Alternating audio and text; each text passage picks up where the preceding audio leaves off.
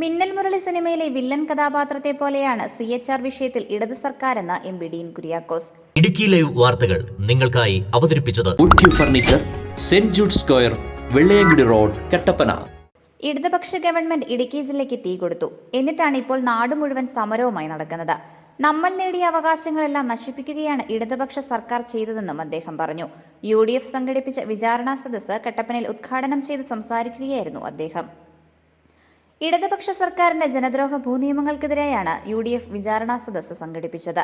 ജില്ലയിലെ എല്ലാ നിയോജക മണ്ഡലങ്ങളിലും സംഘടിപ്പിക്കുന്ന പ്രതിഷേധ പരിപാടിയുടെ ആദ്യ സദസ്സാണ് കട്ടപ്പനയിൽ നടന്നത്. മിന്നൽ മുരളിയിൽ കട സ്വയം കത്തിച്ച ശേഷം കടയ്ക്ക് തീ പിടിച്ചു എന്ന് നാട്ടുകാരോട് വിളിച്ചു പറയുന്ന വില്ലൻ കഥാപാത്രത്തെ പോലെ CHR വിഷയത്തിൽ ജില്ലയ്ക്ക് തീ കൊടുത്ത ശേഷം സമരവുമായി നാടുനീളം നടക്കുകയാണ് ഇടതുപക്ഷം. CHR വിഷയത്തിൽ ഇടതുപക്ഷം ചെയ്ത തെറ്റ് മറച്ചുവെക്കാൻ ജനങ്ങളുടെ ശ്രദ്ധ തിരിച്ചുവിടുകയാണ് അവർ ചെയ്യുന്നത്.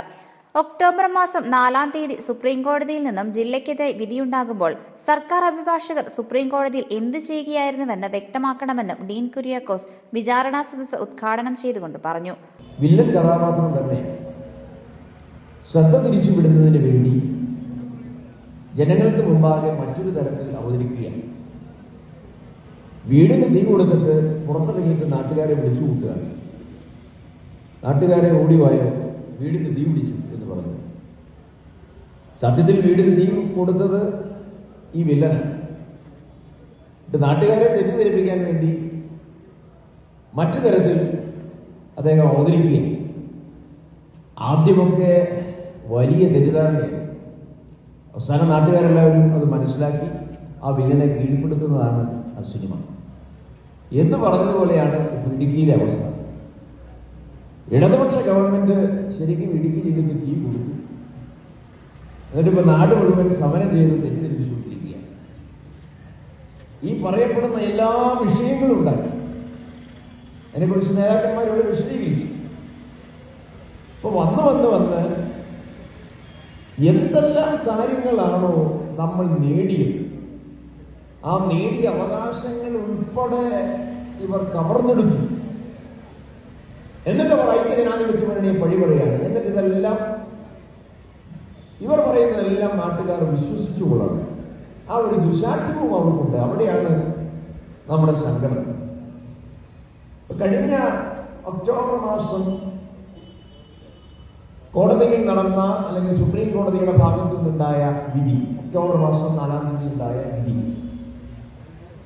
ആ വിധി ഏത് വിധത്തിൽ ഈ നാടിനെ ബാധിക്കുന്നു എന്നുള്ളതിനെ കുറിച്ച് എല്ലാവർക്കും അറിയാം. CHR എന്ന പ്രത്യേകമായ ഭൂപ്രദേശം, ഏല മല പ്രദേശങ്ങൾ മുഴുവൻ പട്ടയം നിരോധിച്ചു. എന്നാൽ 2009 സുപ്രധാനമായ സുപ്രീം കോടതിയുടെ വിധി, ആ വിധിയുടെ അടിസ്ഥാനത്തിലാണ് CHR ഉൾപ്പെടെ ഉൾക്കൊള്ളുന്ന പ്രദേശങ്ങൾ ഏതാണ്ട് 20,000 ഹെക്ടർ ഭൂമിയിൽ പട്ടയം നൽകുന്നതിന് വേണ്ടി സുപ്രീം കോടതി അനുവദിച്ചത് 2009. ഇവിടെ ബഹുമാനായ ഉൾപ്പെടെ സീനിയർ നേതാക്കന്മാർ എല്ലാവരും ഉണ്ട്. 93 റൂൾ അനുസരിച്ച്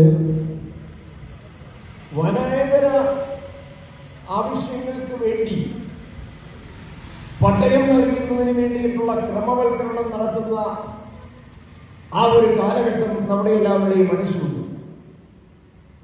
ഐക്യജനാധിപത്യ മുന്നണിയുടെ ഗവൺമെന്റ് സ്വീകരിച്ച ഏറ്റവും സുപ്രധാനമായ തീരുമാനം ലീഡർ ശ്രീ K. കരുണാകരനായിരുന്നു മുഖ്യമന്ത്രി.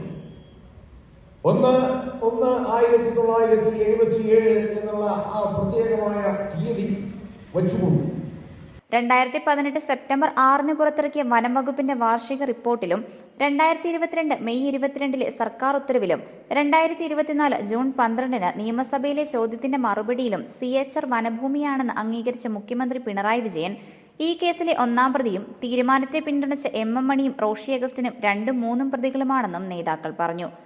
ഏറ്റവും അടുത്ത കാലത്ത് ഉണ്ടായിരിക്കുന്ന വിഷയം എന്ന് പറയുന്നത് CHR ഭൂമി വനമാണ് എന്നുള്ള ഒരു കാഴ്ചപ്പാടിൽ സുപ്രീം കോടതി അവിടെ പട്ടയം കൊടുക്കുന്നതും അതോടൊപ്പം തന്നെ ഏലകൃഷി നടത്തുന്നതുള്ള ഉൾപ്പെടെയുള്ള വാണിജ്യ ഇടപെടലുകളും നിരോധിച്ചുകൊണ്ട് ഒക്ടോബർ മാസം 24-ാം തീയതി വിധി പ്രഖ്യാപിക്കുകയുണ്ടായി. അങ്ങനെ വിധി പ്രഖ്യാപിക്കാനായിട്ടുള്ള സാഹചര്യം ഉണ്ടാക്കിയത് ഈ ഗവൺമെന്റാണ്. കേരളത്തിന്റെ ചരിത്രത്തിൽ ഒരു ഗവൺമെന്റും CHR ഭൂമി വനഭൂമിയാണ് എന്ന് പറഞ്ഞിട്ടില്ല. CHR ഭൂമി വനഭൂമിയാണ് എന്ന് ആദ്യം പറഞ്ഞത് ഒന്നാം പിണറായി സർക്കാരാണ്. 2016 സെപ്റ്റംബർ മാസം 6-ാം തീയതി വനം വകുപ്പ് പുറത്തിറക്കിയ അവരുടെ വാർഷിക റിപ്പോർട്ടിലാണ് ആദ്യമായിട്ട് ഒരു ഗവൺമെന്റ് രേഖയിൽ CHR ഭൂമി വനഭൂമിയാണ് എന്ന് രേഖപ്പെടുത്തുന്നത്. അന്നാണ് ആദ്യമായിട്ടുള്ളത്. അന്ന് ഇവിടുത്തെ മുഖ്യമന്ത്രി ശ്രീ പിണറായി വിജയനാണ്. അന്ന് അദ്ദേഹത്തോടൊപ്പം മന്ത്രിസഭയിലുള്ളത് ശ്രീ എം മണിയാണ്. രണ്ടാമതായിട്ട് 2022 മെയ് മാസം 7-ാം തീയതി കേരളത്തിന്റെ ക്യാബിനറ്റ് മന്ത്രിസഭാ യോഗം തീരുമാനിച്ചു ഈ CHR ഭൂമി വനഭൂമിയാണ് എന്ന് തീരുമാനിച്ചു. കേരളത്തിന്റെ മന്ത്രിസഭ, കേരളത്തിന്റെ ക്യാബിനറ്റ് CHR ഭൂമി വനഭൂമിയാണ് എന്ന് തീരുമാനമെടുത്തപ്പോൾ ഇടുക്കിയിൽ നിന്നുള്ള നമ്മുടെ മന്ത്രി ശ്രീ റോഷി അഗസ്റ്റിൻ ആ ക്യാബിനറ്റ് മീറ്റിംഗിൽ ഇരുന്നുകൊണ്ടാണ് ഈ തീരുമാനമെടുത്തത്. കഴിഞ്ഞ 25 വർഷക്കാലമായി ഈ ഹൈറേഞ്ചിൽ നിന്നും MLA ആയി നിയമസഭയിൽ പോകുന്ന റോഷി അഗസ്റ്റിന് ഇവിടുത്തെ CHR ഭൂമി അത് റവന്യൂ ഭൂമിയാണോ വനഭൂമിയാണോ എന്ന് തിരിച്ചറിയാനുള്ള പ്രാപ്തി അദ്ദേഹത്തിന് ഇല്ല എങ്കിൽ കഷ്ടം എന്ന് മാത്രമേ നമുക്ക് പറയാൻ കഴിയൂ. അവിടെ CHR ഭൂമി വനഭൂമിയാക്കണം എന്ന് ക്യാബിനറ്റ് തീരുമാനമെടുത്തപ്പോൾ അവിടെ കൈയടിച്ച് പാസ്സാക്കിയിട്ട് പോകുന്നയാളാണ് ശ്രീ റോഷി അഗസ്റ്റിൻ. പ്രതിഷേധം രൂക്ഷമായപ്പോൾ ആ തീരുമാനം പിൻവലിച്ചു. പക്ഷേ 2024 ജൂൺ മാസം 12-ാം തീയതി N. ഷംസുദ്ദീൻ MLA നിയമസഭയിൽ ചോദ്യം ചോദിച്ചപ്പോൾ CHR ഭൂമിയെ പറ്റി ചോദിച്ചപ്പോൾ വനംവകുപ്പ് മന്ത്രിയായിരിക്കുന്ന ശ്രീ ശശീന്ദ്രൻ മറുപടി കൊടുത്തു. ഇടുക്കി ജില്ലയിലെ CHR ഭൂമി വനഭൂമിയാണ് എന്ന് റവന്യൂ വകുപ്പ് പ്രഖ്യാപിച്ചിരിക്കുന്ന സാഹചര്യത്തിൽ ഇടുക്കി ജില്ലയിലെ CHR ഭൂമി വനഭൂമിയാണ് എന്ന് പറഞ്ഞുകൊണ്ടാണ്. വിചാരണാ സദസ്സിന് മുന്നോടിയായി കട്ടപ്പന ടൗണിൽ UDF പ്രവർത്തകരുടെ പ്രകടനം നടന്നു. 2019 ആഗസ്റ്റ് 22-ന് ഹൈറേഞ്ച് നിവാസികളുടെ പട്ടയഭൂമിയിലെ നിർമ്മാണങ്ങൾക്ക് അപ്രഖ്യാപിത നിയന്ത്രണം ഏർപ്പെടുത്തി മലയോര ജനതയുടെ സ്വപ്നങ്ങൾക്ക് മേൽ കരുതലിൽ നീട്ടിയ ഇടതു സർക്കാരിന്റെ തെറ്റായ ഭൂനയങ്ങൾക്കെതിരെ ശക്തമായ പ്രതിഷേധത്തിന്റെ നടപടികൾ പിന്തുകൊണ്ട്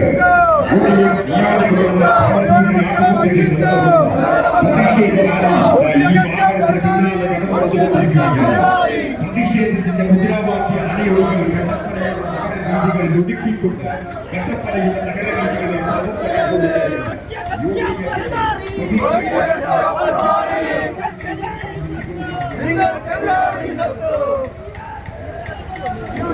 പരിപാടിയിൽ UDF നിയോജകമണ്ഡലം ചെയർമാൻ MK പുരുഷോത്തമൻ അധ്യക്ഷത വഹിച്ചു.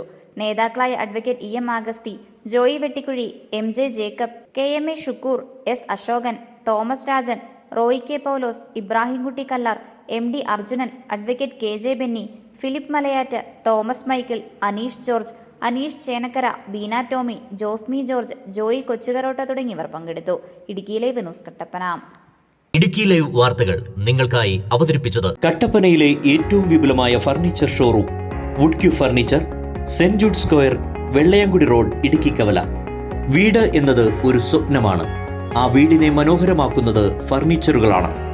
വീടുകൾക്കും ഓഫീസുകൾക്കും അനുയോജ്യമായ എല്ലാവിധ ഫർണിച്ചറുകളുടെയും അതിവിപുല ശേഖരവുമായി വുഡ് ക്യൂ ഫർണിച്ചറിന്റെ നവീകരിച്ച ഷോറൂം കട്ടപ്പന ഇടുക്കിക്കവല വെള്ളയാങ്കുടി റോഡിൽ സെന്റ് ജൂഡ് സ്ക്വയറിൽ പ്രവർത്തനം ആരംഭിച്ചിരിക്കുന്നു. കാലത്തെ അതിജീവിക്കുന്ന ക്വാളിറ്റിയിലും ഭംഗിയിലും എക്സ്പീരിയൻസ്ഡായ കാർപ്പന്റേഴ്സിന്റെ അതിവിദഗ്ധമായ കരവിരുതിൽ തീർത്ത ഫർണിച്ചറുകൾ ഇനി നിങ്ങളുടെ വീടുകൾക്കും ഓഫീസുകൾക്കും ചാരുത പകരും. Wood Q furniture, Saint Jude Square, Vellayamkudi road, Kattappana.